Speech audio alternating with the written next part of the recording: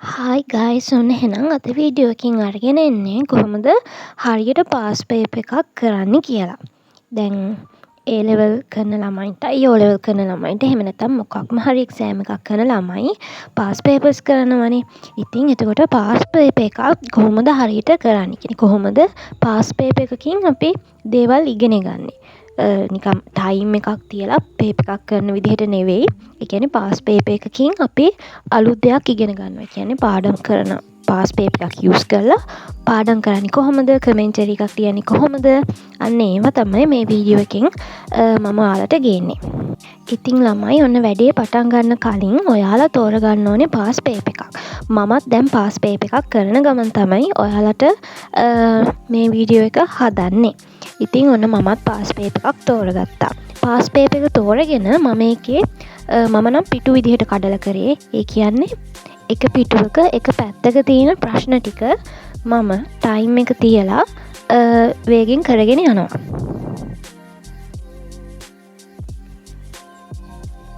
මේකෙදි මම නම් යූස් කරේ 40th batch එකේ second MBBS පාස් පේපර් එකක්. ඉතින් ඔයා A level කරන කෙනෙක් නම් A level පාස් පේපර් එකක්, O level කරන කෙනෙක් නම් O level පාස් පේපර් එකක් මේකට යූස් කරන්න පුළුවන්. ප්‍රශ්න ටික හොඳට ඔයාලා මුලින් කියවන්න ඕනේ. මොන කොටස් වලින්ද ප්‍රශ්න ඇවිල්ලා තියෙන්නේ කියලා බලා ගන්න ඕනේ. MCQ ටික වෙගෙන් කරාට පස්සේ. හරි ළමයි මම දැන් කලින් පේපර් එක මනසින් කරේ මොනවද ආපු කොටස් කියලා මම බලාගත්තා.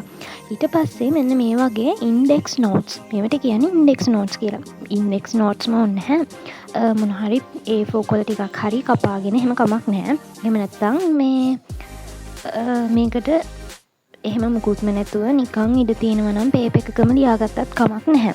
මේ වගේ ඉන්ඩෙක්ස් නෝට් එකක් අරගෙන මම ඒකේ අදාළ කොටස් ටික, ඒ කියන්නේ පළවෙනි ප්‍රශ්නේ නම් ඒක ආවේ මොන කොටසින්ද කියලා මෙන්න මෙහෙම ලියාගෙන ඒක ප්‍රශ්නය ළඟින් ලව ගන්නවා. ළමයි මගේ සවුන්ඩ් එක පොඩ්ඩක් මේ අවුල් වෙලා තියෙනවා. මොකද මම මේක මේ රෙකෝඩ් කරන්නේ උදේ පාන්දරක. ඉතින් මේ අර පොඩි සෙම ගතියක් තියෙනවා. ඒක හින්දා තමයි ඔය පොඩ්ඩක් නිකන් අමුතු විදිහට ඇහෙන්නේ. ගණන් ගන්න එපා.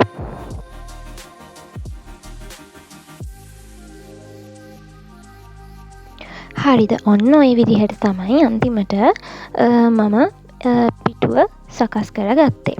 ඊට පස්සේ ළමයි මම පැන්සලක් අරගෙන මම කලින් මනසින් පේපර් එක කරේ. පේපර් එක හරියට කරගෙන යනවා. හොඳට ප්‍රශ්නේ කියවලා දන්නේ නැති කොටස් රවුන්ඩ් කරලා සාමාන්‍ය පේපර් එකක් කරන විදිහටම පේපර් එක දිගට කරගෙන යනවා. පේපර් එක කිව්වට ළමයි මේ මෙතනදී මම කරන්නේ අර මම තෝරගත්ත කොටස් ටික. ඒ කියන්නේ මම කිව්වනේ මම පිටුවෙන් පිටුවට කරන්න කියලා. අන්න ඒ ටික හොඳට කල්පනා කරලා සාමාන්‍ය විදිහට කරනවා.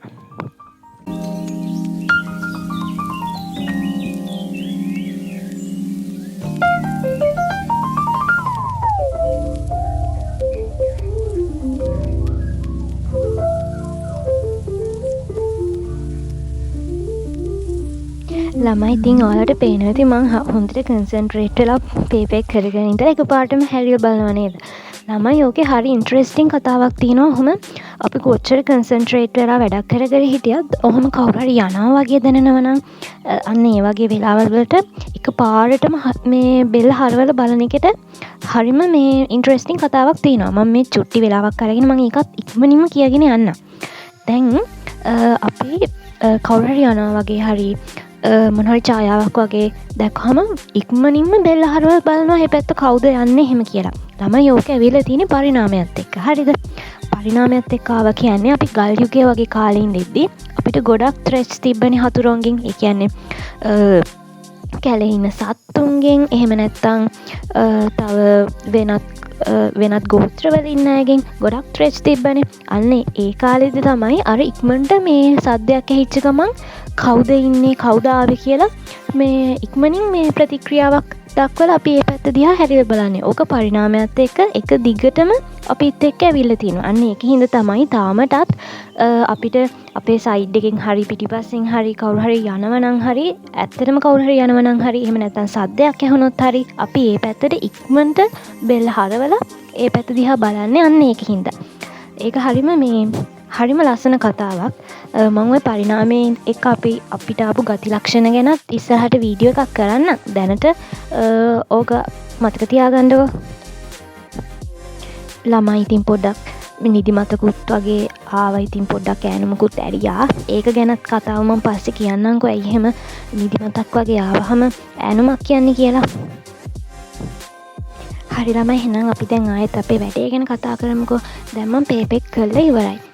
ඔයාලත් පේපර් කරලා ඉවරුණාට පස්සේ ඊළඟට ඔයාලා ඒක මාක් කරන ගමන් ඒකට කමෙන්ටරි එකක් ලියන්න ඕනේ. අනිවාර්යෙන් කමෙන්ටරි එකක් ලියන්න. කමෙන්ටරි එකක් ලියුවේ නැත්නම් ඔයාට ඒ පේපර් එකෙන් ගොඩාක් දේවල් ගන්න අමාරුයි. හරිද? මම නම් යූස් කරේ A4 කොළ ටිකක් තමයි කමෙන්ටරි එකක් ලියාගන්න. ඔයාලට A4 කොළ යූස් කරොත් ඒවා නැති වෙනවා වගේ කියලා හිතනව නම් වෙනම කරන්න කමෙන්ටරි ලියන්න. මම A-level කරන කාලේ නම් මම පොතක් තමයි යූස් කරේ. දැන් නම් පොත් යූස් කරන එක පොඩ්ඩක් කරදරයි වගේ. ඒක හින්දා තමයි මම A4 කොළ යූස් කරන්නේ කමෙන්ටරි එක ලියන්න. හරි. දැන් මං කමෙන්ටරි එකක් හදන්න දන්නේ නැති නංගිලා මල්ලිලා වෙනුවෙන් කියන්නම් කොහොමද දැන් මම මේ පේපර් එකට කමෙන්ටරි එකක් ලියන්නේ කියලා. අපි දැන් පේපර් එක මාක් කරන ගමන් අපි ඒකේ අපිට වැරදෙන කොටස්, එහෙම නැත්නම් අපි හරියටම දන්නේ නැතුව කරපු කොටස්. දැන් සමහර වෙලාවට ළමයි අපි අර කනා උත්තර ගහනවා කියන්නේ අන්න එහෙම කනා උත්තර ගහලා හරියන ඒවාත් තියෙනවා. හැබැයි එහෙම ගහන උත්තර අපි හරියටම දැනගෙන ගහපුවා නෙමෙයි. ඒක හින්දා මේ පේපර් එක කරද්දි ගොඩක් ජෙනුයින්ව තමයි කරන්න ඕනේ. හරිද? අපි දැන් පළවෙනි ප්‍රශ්නේ මගේ වැරදි කියලා හිතන්නකෝ. මම ඒක දන්නේ නැහැ. මම ඒකට කමෙන්ටරි එකක් ලියන්න ඕනේ. එතකොට මම කරන්නේ ඒ ප්‍රශ්නය ආපු කොටස. දැන් අපි කලින්ම මේ ප්‍රශ්නය ආපු කොටස් ටික වෙන් කරගත්තනේ. එතකොට දැන් ලේසි. දැන් කරන්න තියන්නේ ඒ ප්‍රශ්නය ආපු කොටසට අදාළ තියරි නෝට් එක. එහෙම නැත්නම් ඔයා ළඟ තියෙන මොකක් හරි නෝට් එකක් හා පාඩම් කරන නෝට් එක. අන්න ඒක අරගෙන ඒ ප්‍රශ්නයට අදාළ කොටස ආපු තැන ඔයා මුලින් හොයාගන්න ඕනේ. අන්න ඒ කොටස හොයාගෙන පොඩ්ඩක් ඒක හරියට කියවලා බලන්න. හරිද? හරියට කියවලා බලන්න. කියවලා බලලා ඔයාට තිබ්බ ගැටලුව විසඳෙනවද කියලා බලන්න. ඒ කියන්නේ දැන් ඔයාට කලින් මොකක් හරි උත්තරයක් තෝරගන්න බැරි වුණා නම් දැන් ඒ උත්තරේ තෝරගන්න පුළුවන්ද කියලා චුට්ටක් කල්පනා කරලා බලන්න. ඒත් තෝරගන්න බැරි නම් තව මොකක් හරි බුක් එකක් යූස් කරන්න උත්තරේ හොයාගන්න පුළුවන්ද කියලා. අපි නම් Google එක උනත් යූස් කරනවා සමහර වෙලාවට. ඒ කියන්නේ වෙලා මදි වගේ නම් පොත් කියවන්න Google එක උනත් යූස් කරලා බලනවා. හැබැයි ළමයි Google එකේ එන ගොඩක් විස්තර ওই Wikipedia වලින් වගේ නේම හැම වෙලේම හරි නැහැ. ඒක හින්දා පොඩ්ඩක් ඒකෙන් උත්තරයක් ලැබුණත් මේ ඒක පොඩ්ඩක් තව සැරයක් ක්ලැරිෆයි කරලා බලන්න මේ උත්තරේ හරියටම හරිද කියලා. මොකද සමහර වෙලාවල් වලට අපිට වැරදි උත්තරات ලැබෙනවා. ඉතින් පොත යූස් කරලා ඔයා ඒකට මම කමෙන්ටරි එක හදද්දී මම ගොඩක් කරේ මයින්ඩ් මැප් එකක් යූස් කරන එක. එහෙම නැත්නම් ඉමේජස් විදිහට කමෙන්ටරි එක හදාගන්න එක. මේකෙදී ඔයා කරන්න ඕනේ අර මේ තියරි එක පොඩි මේ සමරි එකක් දාගන්න එක තියරි එකේ. කියන්නේ ප්‍රශ්නේ අහපු කොටසට අදාළ සමරි එකක්. ඒ කියන්නේ දැන් අපි හිතමු A level ගමුකෝ. A level වල අපි හිතමු ප්‍රශ්නේ ආවේ පළවෙනි පාඩමෙන් ආවට අපි පළවෙනි පාඩමේම සමරි එකක් ඔතන ගහගන්නේ නැහැ. පළවෙනි පාඩමෙත් අණු කොටස් තියෙනවනේ. සෛල ඉන්ද්‍රිකා එහෙම තියෙනවා. දැන් අපිට මයිටොකොන්ඩ්‍රියා වලින් ප්‍රශ්න ආවේ කියලා. එහෙනම් අපි ওই සමරි එකට දාගන්නේ මයිටොකොන්ඩ්‍රියා වල තොරතුරු ටික විතරයි. අර අනිත් හරිත ලවය ඒව දාගන්න යන්නේ නැහැ. උතෙන්ට දාගන්නේ අර කොටස විතරයි. මොකද එහෙම අපි හැම කොටසක්ම දාගන්න ගියොත් ඕක මේ කරන්න ගොඩ වෙලාවක් යනවා. අනිත් එක ඒක තේරුමකුත් නැහැ. ප්‍රශ්නයට ආපු කොටස විතරයි අපි මේ සමරි එකක් ඔතන දාගන්නේ.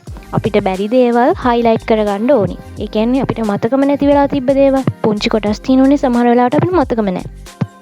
අන්න ඒ වගේ කොටස් ටික මතක ඇතුව හයිලයිට් කරගන්න. ඒ වගේම රතු පෑනෙන් මෙන්න මේ කොටස් තමයි වැදගත්ම එහෙම කොටස් තියෙනවනේ. අන්න ඒවා රතු පෑනින් එහෙම මාක් කරගන්න. ඩෙෆිනිෂන් එකක් තියෙනම් ඩෙෆිනිෂන් එක හයිලයිට් කරගන්න. එතන ඩෙෆිනිෂන් කියලා ලියාගන්න. ඒ වගේ ඔයාලට කරන්න තියෙන ඔක්කොම ටික කරලා සැලඩ් එකක් වගේ වුණාට කමක් නැහැ. අන්තිමට සමරි එක ඔයාලට තේරෙනවා නම් ඒක ආපහු සැරයක් බලද්දි මෙන්න මේ කොටස් ටික තමයි වැදගත්, මෙන්න මේ කොටස් ටික තමයි මට වැරදුනේ යන්නේ එහෙම කියලා ඔයාලට පැහැදිලි විදිහකට කලර් පෙන්ස් යූස් කරලා හරි එකම පෑන යූස් කරලා හරි ඒක ඔයාලා කැමති විදිහක් අවසාන ප්‍රතිඵලය වෙන්න ඕනේ ඒ ප්‍රශ්නේ ආපු කොටසට අදාළ තියරි නෝට් එකක්, පුංචි තියරි නෝට් එකක්, සමරි එකක් ප්‍රශ්නේ ළඟ අමුණන්න පුළුවන් වෙන විදිහට ලියාගන්න එක තමයි අන්තිමට වෙන්න ඕනේ. ඒ වගේම කෙටි කාලයකින් බලලා ඉක්මනට ඒ තියරි කොටස මතක් කරගන්න, රිකෝල් කරගන්න පුළුවන් වෙන්න ඕනේ ඔයා හදන නෝට් එකකින්. අන්න ඒ විදිහට පොඩ්ඩක් ක්‍රියේටිව් විදිහට ඔයාත් පොඩ්ඩක් කල්පනා කරලා හදාගන්න. පින්තූර භාවිතා කරන්න පුළුවන් නම් ගොඩාක් හොඳයි. මොකද ෆොටෝග්‍රැෆික් මෙමරි එක සාමාන්‍යයෙන් ගොඩ කාලයක් තියෙනවා අනිත් ඒවාට වඩා. හැබැයි ඉතින් ඔයාට ෆොටෝග්‍රැෆික් මෙමරි එක හරියන්නේ නැහැ වගේ කියලා හිතෙනවා නම් අතින් ලියාගත්තත් කමක් නැහැ. හැබැයි මෙතනදී ඔයාලා මේ නෝට් එකේ තියෙන දේම පුංචියට අකුරින් ලියා ගන්න එපා. ෂෝට් නෝට් එකක් වගේ කුරුමිනි අකුරු කියන්නේ අන්න ඒවෙන් ලියා ගන්න එපා. ඒකේ තේරුමක් නැහැනේ. ඊට වඩා හොඳ එහෙනම් නෝට් එක තියෙන මේ පොතයි පිටු අංකය දාගන්න එක. එහෙම කරන්න එපා. නිකන් මේ සමරි එකක් හදාගන්න නිකන් ටොපික්ස් ටික ලියලා හරි එහෙම හදාගන්න. ඔයාලා ෂෝට් නෝට්ස් හදන්න දන්නවනේ. එහෙම දන්නේ නැත්නම් යටින් කමෙන්ට් කරලා තියන්න ඔයාලට කොහොමද සමරීස් හදන්නේ කියලාත් මම ඊළඟට වීඩියෝ එකක් කරන්නම්. මේකේ අරමුණ පාස් පේපර් එකකින් ගන්න පුළුවන් සියලුම දැනුම ගන්න කොහොමද කියලා. ඊළඟ දේ තමයි නංගි මල්ලි ඔයාලා මෙහෙම කමෙන්ටරි එක හදාගෙන යද්දී දැන් අපි එක්සාම්පල් එකකට ගත්තේ මයිටොකොන්ඩ්‍රියා එකනේ. අපි මයිටොකොන්ඩ්‍රියා එකක MCQ එකක් හිතන්නකෝ කරේ. දැන් ඔයාලා ඒ ආපු MCQ ටිකට ඇරෙන්න මේ මයිටොකොන්ඩ්‍රියාවෙන් අහන්න පුළුවන් අනිත් MCQ ටික මොනවද කියලා පොඩ්ඩක් බලන්න. ඒ කියන්නේ දැන් වාක්‍ය 4ක් තියෙනවනේ. ඒ වාක්‍ය 4ට අමතරව තව මොනවද මයිටොකොන්ඩ්‍රියා එකකින් MCQ එකකට අහන්න පුළුවන්. එහෙම නැත්නම් ස්ට්‍රක්චර්ඩ් එසේ එකකට අහන්න පුළුවන්. එහෙමත් නැත්නම් එසේ එකක් ආවොත් අන්න ඒකට මොනවද මම ලියන්න ඕනේ. අන්න ඔය ටිකත් අපි මෙතන සමරි එක ළඟ දාගන්න ඕනේ. ටිකක් වෙලා යනවා ළමයි මේක කරන්න. හැබැයි ඔයාලා පළවෙනියටම කරන පේපර් එකට තමයි ගොඩක් එහෙම වෙලාවක් යන්නේ. මොකද ඔයාලා එක රීසන් එකක් ඔයාලා මේක පළවෙනි වතාවට කරන එක. අනිත් රීසන් එක තමයි සමහර වෙලාවට අර අපිට ඒක ටික කාලයක් යනකම් හරියටම මේ මොනවද මන් ලියන්න ඕනේ, මොන කොටස ගැනද ලියන්න ඕනේ එහෙම තේරෙන්නේ නැහැ. හැබැයි ළමයි ටික කාලයක් යද්දී ඔය මං කියන දේ හොඳට තේරෙනවා මොනවද මම ලියන්න ඕනේ කියලා. මේ සමරි එකට ඔයාලට තේරෙන. ඒ කියන්නේ පේපර්ස් 5ක් 6ක් වගේ කරද්දී ඔයාලට තේරෙයි මොනවද ලියන්න ඕනේ කියලා.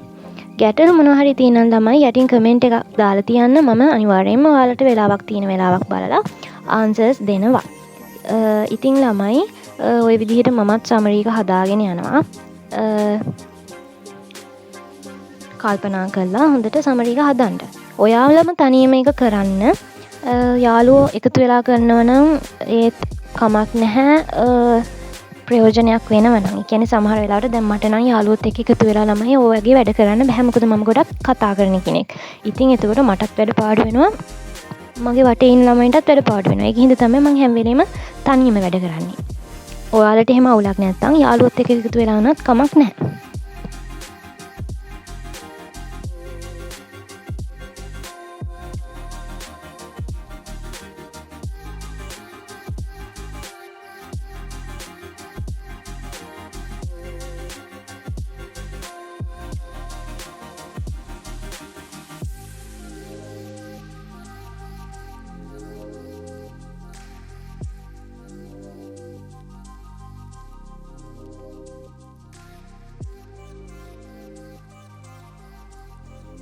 ඉතින් ළමයි ඔන්න ඔය විදිහට මම දැන් මගේ කමෙන්ටරි එක හදලා ඉවරයි. ඉතින් මම ඔයාලට පෙන්නන්නම් මගේ කමෙන්ටරි එක මොන වගේද කියලා. අන්තිමට හරියට පේන්නේ නැතුව ඇති. ඒකින්ද මම අන්තිමට ෆොටෝස් ටිකක් ඔයාලට දාන්නම්. හරි ළමයි ඔන්න එහෙනම් ඔය තියෙන්නේ මං හදාගත්ත කමෙන්ටරි ටික. එච්චර ලස්සනට හදාගෙන නැහැ. උනට මට තේරෙනවා මේ මොනවද මම මේ ලියලා තියෙන්නේ කියලා. ඉතින් ඔයාලත් එහෙනම් කමෙන්ටරි එකක් හදාගන්න. මොනවම හරි අපහැදිලි දෙයක් තිබ්බොත් කමෙන්ට් කරන්න. එහෙනම් අදට යනවා. බයි. ඊළඟට මට කියන්න දෙයක් අමතක වුණා ළමයි. මේ මගෙන් කවුරු හරි නංගි කෙනෙක් හරි මල්ලි කෙනෙක් හරි කමෙන්ට් එකක් දාලා තිබ්බා යූස් කරන ටැබ් එක ගැන අහලා. ළමයි මම ඒක ගැන වීඩියෝ එකක් අනිවාර්යෙන්ම අරගෙන එන්නම් මේ සතිය ඇතුළත. මට මේ ඒක ගැන වීඩියෝ එකක් හදන්න පොඩ්ඩක් වෙලා මදි වුණා. එහෙනම් මම ඒක ගැනත් ඊළඟට වීඩියෝ එකක් ගේන්නම්.